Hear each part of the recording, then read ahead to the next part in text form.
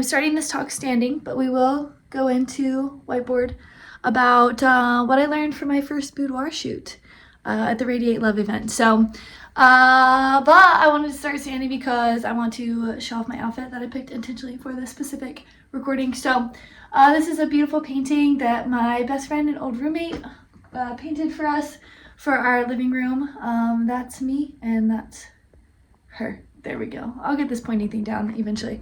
But I picked out the shirt that she made from it, and then also some heart socks, some comfy, cozy Valentine's Day spirit socks.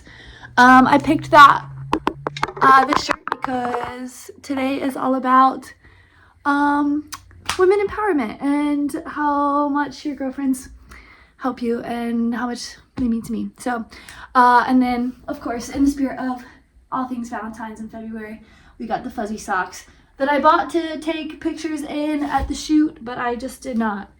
Oh, I don't have my water. Unprepared. Okay, I'll be back. Okay, so I want to talk about what I learned from attending the Radiate Love event. My friend Tabi put it on and partnered with a boudoir studio to bring together women of all kinds of skills, talents, and beauty to put on an event that empowers other women to feel beautiful in their skin. I was pretty nervous about it, but I was excited because embracing my femininity and understanding what that looks like to be Ansley in a feminine energy has been something I'm trying to explore a little bit more, and not in a way that loses my tomboy nature, but embraces all the masculine activities I enjoy, but also having this space where I can enjoy these very feminine, soft activities. So, I was wanting to prepare, and I just recorded a video this morning about returning to fitness, and I think I wrote it down here as something that I want to bring to this video as well, is there's 3 phases of action, and one is prepare, one is to do, and the last is to recover. And so I spent a lot of time preparing myself because I really cared about the outcome. I really cared about what I was doing, and I wanted to get the most out of it. So I prepared, and then I did the event, and then I've had a week to kind of let that assimilate itself into my life and understanding how it changed me. The things I learned, the things I experienced, and how I want to take that and moving forward into my life. And so these are some of the things I learned. I want to talk a little bit about how I prepared, because I think it's important in understanding that I didn't feel ready to do something like that. I have never been in a modeling situation. I have not posed for pictures, especially not in lingerie, but I wanted to embrace it. So how I prepared, a lot of self-talk. So I wanted to really show up as a model. Like that was the thing, is to model for these pictures. Okay, so I wanted to show up as a model. So I talked to myself and I was like, I am a model. When I would worry about things that may come up or thoughts of people that might judge me, I'm like, okay, but I'm a model. I got out there and I modeled, and so I am a model. Whether I do it for a living or not, that doesn't matter. It doesn't matter. I modeled. So having that in my head of just like doing what I needed to do to prepare. Maybe I was like dancing around in my room and like trying to feel sexy and trying to figure out what that looks like for me, and like stretching. And my evening routine, I do very intuitive flowing stretch, and that's something that has helped me come into my body and really embrace the beauty of my body for what it is. Sitting in those situations, no matter what voices I had in my head telling me, oh, you're not flexible enough, you're not feminine enough, I had to shut those voices up and say, you know what, but it's something I'm trying. And I think that I do have flexibility because I've been stretching, and just reassuring myself that like I have what it takes to show up and sit for a picture. That's literally all it is. At the end of the day, it was me showing up and sitting for a picture. And so encouraging words from yourself help you overcome, but also in the situation. So maybe I'll just go into self-talk about all through 3 stages, if that makes sense in my head. I think that's what I'm going to try to do. So encouraging words help you overcome. So overcome the anxiety that I was experiencing going into the event. How do I show up here? I don't know how to show up there. And so it's figuring out, I have the skills to observe, to understand how to operate in that situation, and then understanding who I am and how I enjoy showing up. So how do I want to connect the two? Okay, how do I show up as Ansley and be comfortable? Okay, so in the act of doing, also self-talk, but the encouraging words of the women around me were incredible. And it was just shared energy. So whoever was up there was receiving this encouragement, and it was actually like quite a beautiful place to sit and shine.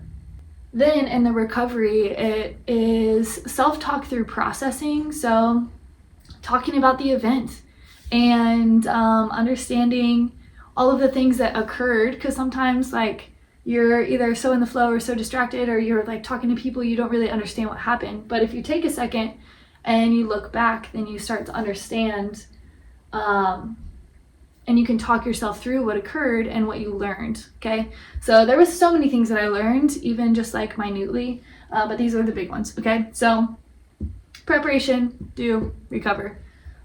Encouraging words help you do that. One thing that I struggle with, and I say struggle, which is probably not the best terminology, but the sugar monster, or whatever you want to call it. I love sweets. I love sweets, and I have tried to cut them out of my diet a million times, and I am working on solutions. Trying to find the method of sweet that works best for me in balance. But it is still something that gets very out of balance. So going into the shoot, I was like, I can't have sugar. I was like, you know what? I eat sugar every day, but for this, I'm gonna stop doing it. What if oh, you don't know yet. Oh, in my fitness, return to fitness series that I'm doing, I talk about hard, cold turkey sometimes is not the answer. Most of the time, it's not the answer. Small, comfortable changes are the way to make sustainable changes, okay? So me cutting off sugar did not help. It went the other way, right? So then we start to eat too much sugar. Me.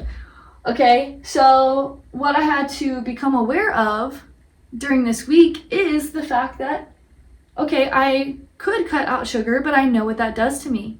I know that it'll send me into a spiral of wanting to consume as much sugar as I possibly can, because I'm never gonna have it again, okay? Not effective. So instead of saying sugar is bad for me, I shouldn't eat it, should is not reality, I said, you know what? I enjoy sugar. It's something that I will get a little dairy-free chocolate bar from Publix, and I will sit down and I will enjoy it. I enjoy it. Or I turn on my music in my truck on my way home and I eat that thing in my truck. But the windows are down, I'm blasting, I'm having a good time, I'm enjoying the chocolate, it is so good. Okay? I enjoy it. I enjoy eating it. So why not embrace that and enjoy it? And then if there's a moment that I stop enjoying it because I start eating too much, or I get distracted, or your body tells you when to stop. If you pay attention, your body tells you when to stop. There's a moment of enjoyment, and then there's oversaturation. So if I step past moderation, I don't feel good anymore. Okay, so taking that moment and bringing awareness to the situation of, yeah, I could say sugar is bad for me, I shouldn't have it, blah, blah, blah, guilt trip myself into a really bad pattern of withholding and then binging and withholding and then binging. Or I can enjoy it in little bits and understand that that's just something I want. Sugar is addictive, and that is just something that is going to be a long-term behavior change, and that's okay. I felt good in the shoot, okay? So when I was doing in the lingerie, I was freaking basically naked compared to what I'm comfortable with. I felt okay because I found balance. I was like, you know what? Who cares if I have a little bit of inflammation? Who cares? Everybody does. Whatever. I'm not perfect. Who cares? And I could let it go because I did my best to prepare to make sure I felt good so I could take that confidence into what I was doing. And then on the other side of recovering, I realized, again, just like re-emphasizing balance, so I could reflect on that Sugar Monster wrestling match that I had for a week and a half and understand that I did try to do an extreme and take it out of my diet. And I learned that that doesn't work for me because there's a repercussion of binging, okay? And then when I achieved balance, I felt better and I was able to take more confidence. So it took a week to kind of like navigate that. But once I found balance at the end of the week and was okay with having a little bit of ice cream or some cookies or whatever, I went in feeling good. So that's a behavior that I want to take moving forward. If that Sugar Monster ever rears its head again, I can look at it and say, you know what? That's okay. That's okay. I'm going to feed you a little bit, but we're going to talk about why this is not okay. It is an addiction, okay? So there's a reason they get us on sugar, and it doesn't make our bodies feel good. It doesn't make our minds feel good in the way that it's processed, okay? So there's other ways to consume sugar that I think do provide the necessary hormones and processes in your body that move you. So sugar totally is not bad. It's the processed, nasty sugar that they put in our things that make it addictive. So, prepare, do, recover. Next point. I'm staying focused. Okay. Doing something out of your comfort zone teaches you what you're made of. Question mark, I'm sexy? Wow. I didn't know that, but some of those pictures, holy fuck. Holy fuck. And this is, I think I'm going to talk about do it your way as well, which is showing up in the way that makes you feel comfortable. So I wanted to show up like Ansley.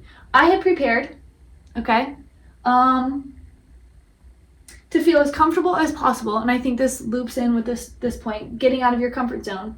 So just being there alone is going to get me out of my comfort zone. How do I show up in the most comfortable way for Ansley that I can operate in an uncomfortable scenario without being overwhelmed by anxiety? Okay? Showing up by my like myself. So my plan when I was preparing, I gathered outfits with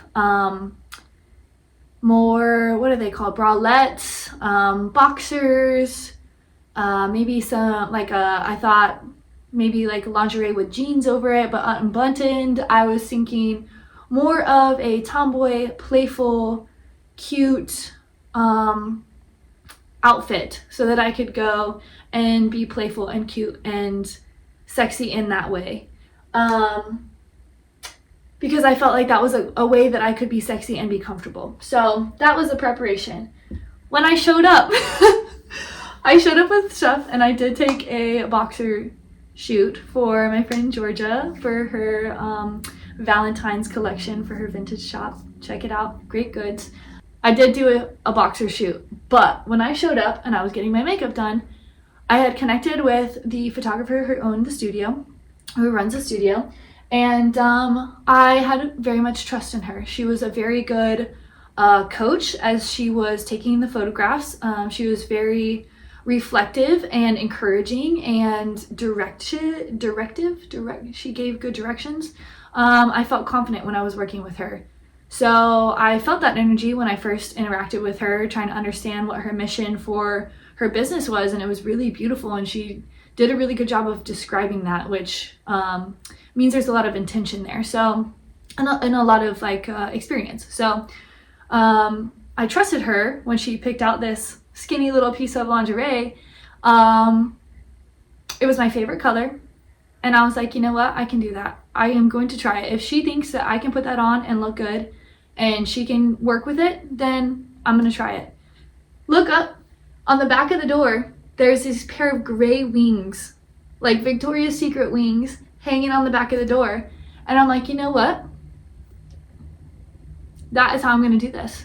I'm gonna put those wings on and I'm gonna wear lingerie. Those wings are so distracting in a way that allows me to have more to play with and to distract me from the fact that I'm basically naked in front of a camera, and allow me to feel powerful. So they were big wings, and I just felt very powerful, very Victoria's Secret, walking down the runway, like, and that was a way that I could show up powerfully as Ansley, as a feminine presence, which was really, really, really powerful. But that took other people, beautiful women that aren't afraid to speak and offer suggestions from their experience, and then also an acceptance to allow their knowledge to come to me and make me better, because those wings set the tone for the freaking day, not only for myself but for everybody else. So many people put them on and were so powerful and made their poses just like Tabi said, take up space. And I love that. It took up space and it allowed people to step into this very powerful energy in their sensuality, which was really, really cool. So what I learned is that getting out of my comfort zone allowed me to learn a different way that I can show up as a beautiful, powerful, sensual being. And that took not very long to recover from, honestly, because I was really excited. I was really excited about it. And the things that I think took so long to recover was actually like, okay, how do I act now? That I know that exists inside of me. How do I appear in the world? So I think that is still learning to show up. I am excited to get the pictures. And I also want them to represent the beautiful women that came together to make them possible. And then Tabi, I do want to touch on Tabi, and just because I know she's gonna watch this, and I want her to know that her intentions created a beautiful space for these things to occur. Because she knows me, and she knows what it took for me to show up and to be able to post these things. Just proves her ability to communicate a vision and have it come to fruition. So they are something that I want to post because I want to show gratitude and show the potential of creative synergy, what it looks like to have creatives come together can change somebody's life. So Tabi bringing all these beautiful women changed my life. Me stepping into this uncomfortable situation and being made so comfortable by other people and being able to get creative with other creatives changed my life. And so I always say, do cool shit with your friends, but it's because doing cool shit with your friends allows you to change your life. I'm gonna drink some coffee. Let that sit. Do cool shit with your friends because you change people's life. My life has changed. I can't believe I'm so cute. I'm so sexy, dude. That was so nuts to me to see. And I'm like, okay, how do I use that to show up in the world more? Just show up in the world more as Ansley. Anyway, I appreciate you guys hanging with my rants. My wanderings through my thought process, and my teaching style is probably a little bit wonky, but I think it helps people who didn't really get school, because I was lucky enough to be able to understand school, but also see where it failed me as a creative.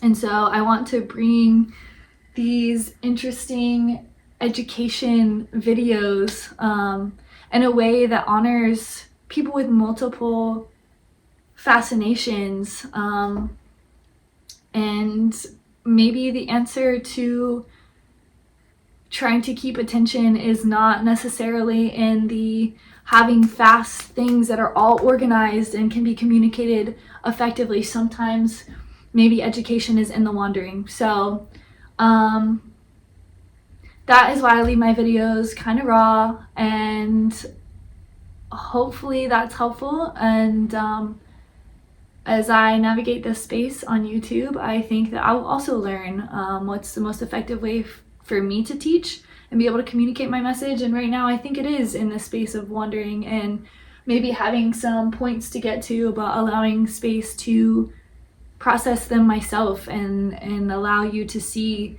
how I process these things and be able to communicate them. So in order to inspire you to do the same and know that it's not always perfect. You can do 100 takes and still not accomplish what you want. So just let it be. Do it. And this is not, the intros get me, but this is basically one take. The intro was like 100 takes. Not quite, but anyway, I just want to be real. I just want to let my mistakes and my imperfections all hang out so that you guys know that perfect doesn't get it done. Perfect doesn't get it done. Imperfection gets it done. So prepare, do, recover. Every event, prepare. Get ready to be there. Get ready to be there. And then show up and be there as your authentic self. And then recover. Take a second to process what you did, to what you overcame, because anxiety is real. Maybe not, but we all face anxiety, okay? We all face anxiety. And the more you can prepare, show up as your authentic self, and then celebrate that you did that, you'll move forward a lot faster than I think you'll realize. So anyway, thanks for hanging. I appreciate you guys. I hope that you have learned a lot and are inspired to go and do cool shit with your friends. Okay, peace.